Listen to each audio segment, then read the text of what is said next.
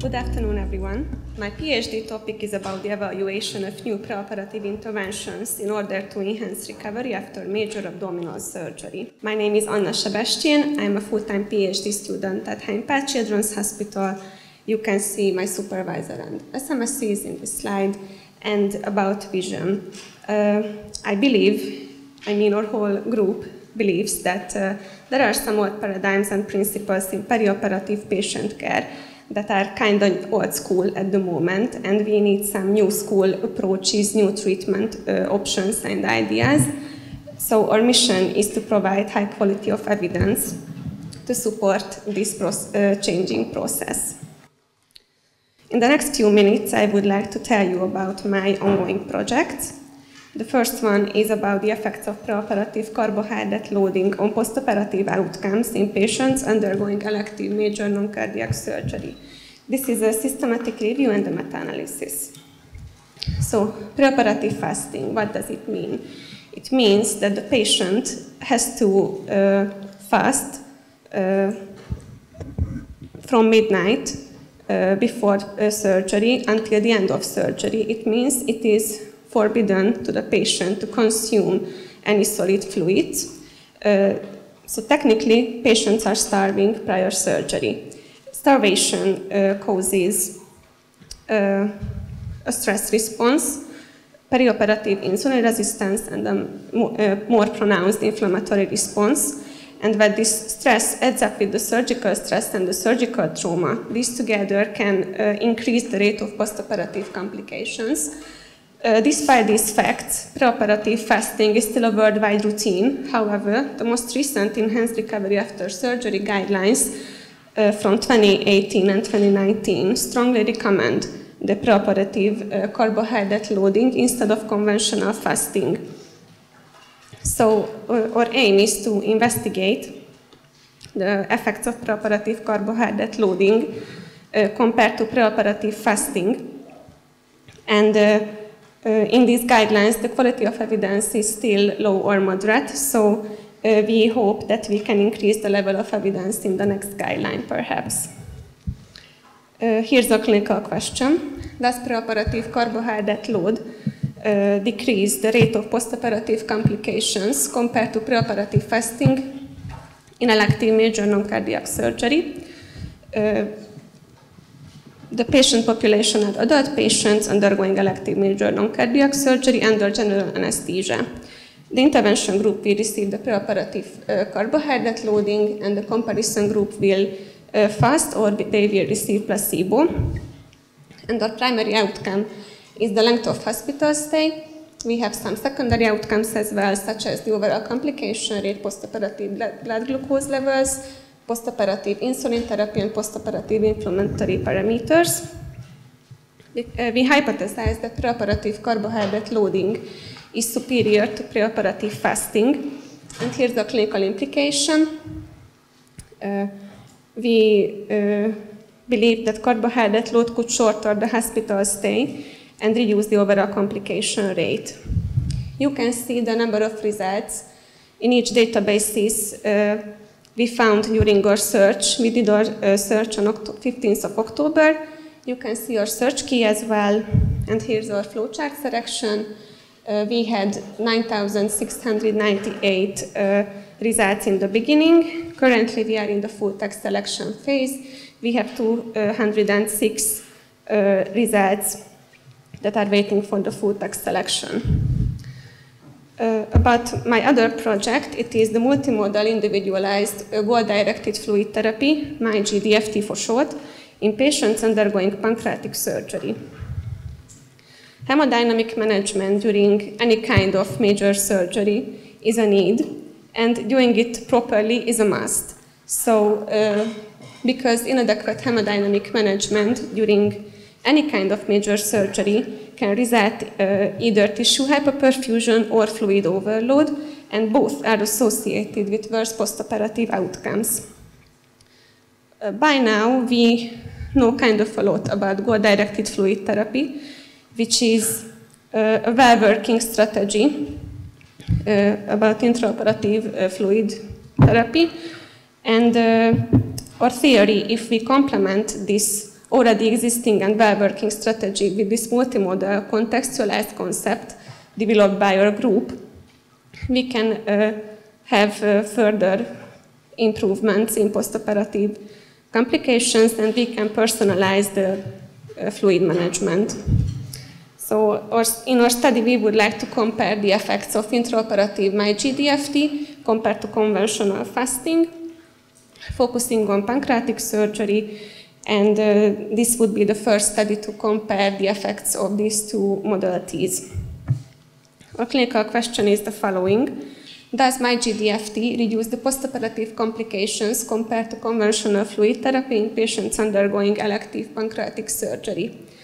Or patients are adult patients undergoing elective pancreatic surgery. Intervention group will receive MyGDFT. The comparison group will receive conventional fluid therapy. And our primary outcome is the overall complication rate. I will tell you about it a little bit later, like 2 slides later. We hypothesized that MyGDFT is superior to conventional fluid therapy, and it reduces postoperative complication rates and fastens the hospital discharge. Practically, this is our clinical implication. We would like to include ASA 1, 2, and 3 patients, adult patients, as I mentioned earlier, undergoing pancreatic surgery. We would like to exclude ASA 4 patients, lactating or pregnant women, and patients with inoperable pancreatic cancer. You can see in this slide what is the difference between conventional management and MyGDFT guided management. Parameters we monitor conventionally provide us with important information, but we believe if we monitor some further parameters with this device you can see on the bottom of my slide called PulsioFlex Monitor, we can individualize and contextualize intraoperative fluid therapy, which is our goal practically. Here are our outcomes. The overall complications were defined very precisely by Salzwedel in 2013. We would like to look for the rate of infection, respiratory-related complications, cardiovascular, abdominal, renal, and other kind of complications which can be related to the MyGDFT. We have some secondary outcomes as well, like the length of stay and the return of GI function, let's say. So here's an overview about my ongoing projects. Both are performed before surgery and in the operating theater. I would like to thank you for your attention with a quote from Aristotle, "By words the mind is winged." Thank you.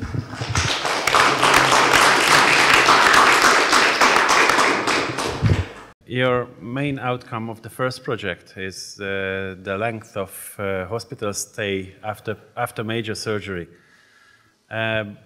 However, the length of hospital stay after surgery depends on a lot of things. Is it enough to decide whether conventional fasting or the carbohydrate load is the better? Actually, carbohydrate loading is one of the interventions of enhanced recovery after surgery guidelines. I mean, one of the interventions these guidelines recommends, but a lot of RCTs investigate the effects only the carbohydrate load because it seems it has to be enough to see any kind of improvements and progression in the length of hospital stay. So we will see, but we think it is a strong outcome. My question relates to this actually, that there are some surgeries after which, somebody has to stay in hospital for long, big one, big surgery, whatever. The other one is short. So how do you normalize? Do you normalize your data, or you just put everything together?